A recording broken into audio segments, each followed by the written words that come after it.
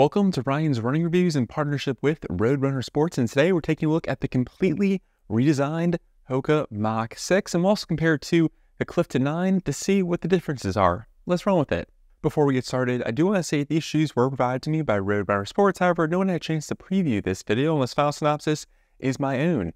I'd also like to say please leave a like on the video and consider subscribing. Here we go. The Mach 6 is a somewhat unique running shoe for HOKA. Typically with most HOKA running shoes, you have really large, bulky EVA foam midsoles, and that's kind of no longer becoming the case. HOKA is mixing it up. We saw Pima material on the Mach X with EVA kind of underneath that. And then last year on the Mach 5, we had a supercritical foam on top with the firmer EVA foam on the bottom. And then this year, they're mixing it up and just giving us all supercritical foam in the midsole.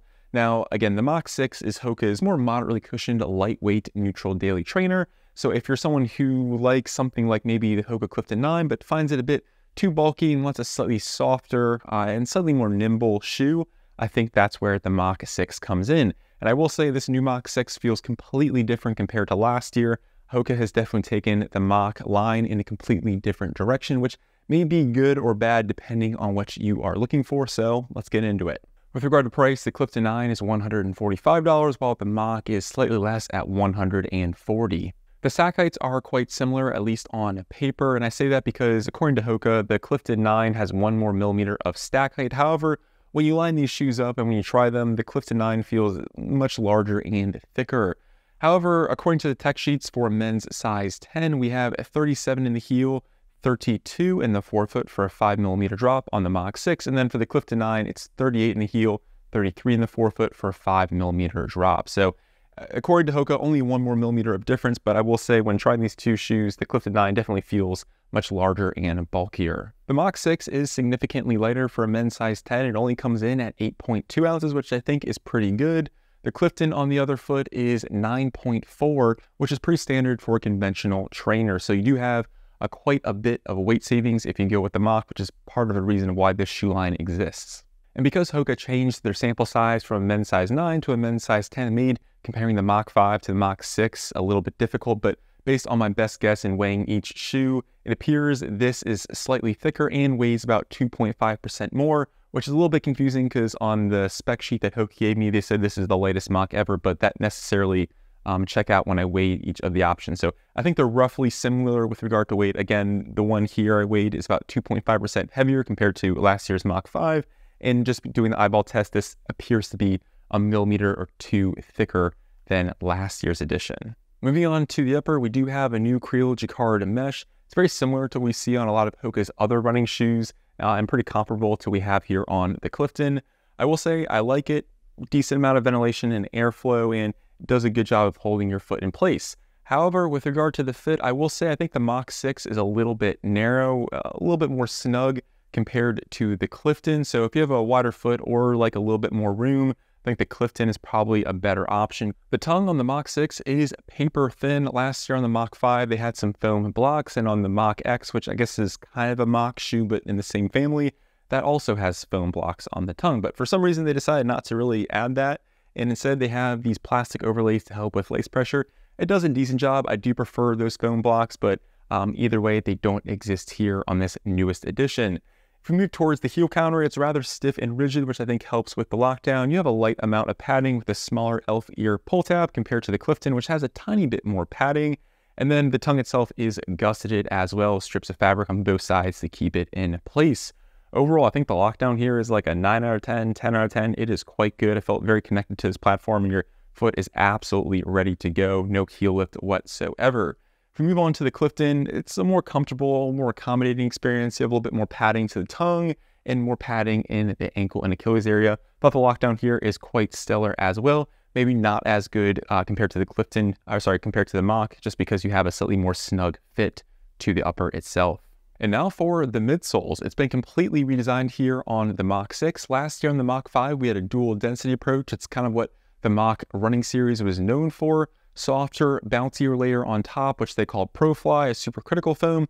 And on the bottom layer, it's going to be a rubberized EVA foam, which was quite firm, rigid, and stiff. And that kind of gave you a rather unique sensation. And HOKA scrapped that design and opted for a single piece of supercritical foam. So basically, that top layer foam we saw on the Mach 5 becomes the entire midsole this year. So much softer, much more energetic, and it's part of the reason why this shoe takes on a whole new feel. If we compare that to the Clifton 9, this has a compression molded EVA foam. It's a little bit more conventional, a little bit firmer. You do have just more foam underfoot here because the midsole just feels much bulkier. So if you like a slightly softer shoe, even though it has less stack height and less bulk to it, that's kind of where the Mach comes in.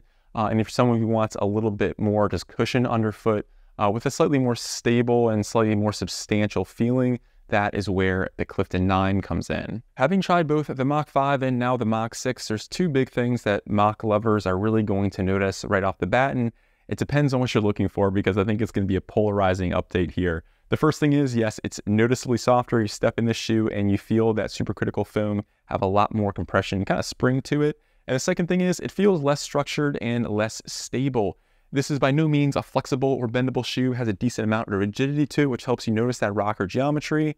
And also has no flex screws in the forefoot. So I think all that pairs together to help kind of flow you along nicely, but it's not a true substitute or doesn't give you the same experience as having a full base layer of rubberized EVA foam. And I think the Mach 4 Supersonic and Mach 5 did a good job of kind of giving you a really well-structured and well-supported heel that kind of extended its way through the midfoot and forefoot. And I think it's part of the reason why people really liked the Mach so much. Softer layer of top foam and a more kind of firm, well-structured base to it. And that's kind of completely changed here on the Mach 6. Now, I want to be clear, I don't think the Mach 6 is a bad shoe. It's just completely different than what we saw before, and I expect this to be a polarizing update.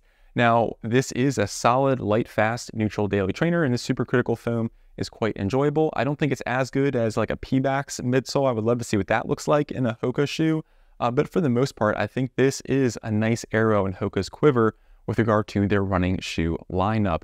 Now, would I love to see this supercritical foam in something like the Clifton or the Bondi? Absolutely. I think that would be a really interesting update, and we'll see what HOKA does here in 2024 and 2025.